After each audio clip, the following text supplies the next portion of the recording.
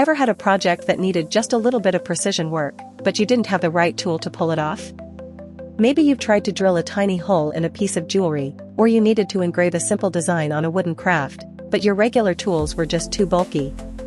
That's a common frustration, especially if you're into DIY, crafting, or small repairs around the house.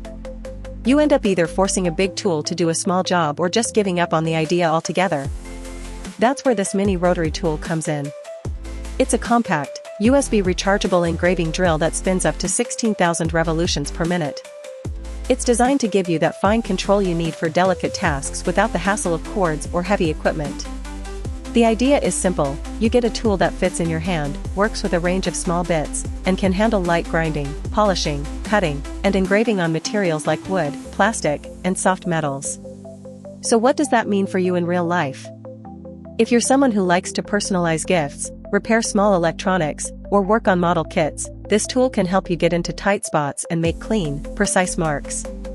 It's also useful for hobbyists who do stone carving or glass etching, as long as you keep expectations realistic for a mini tool.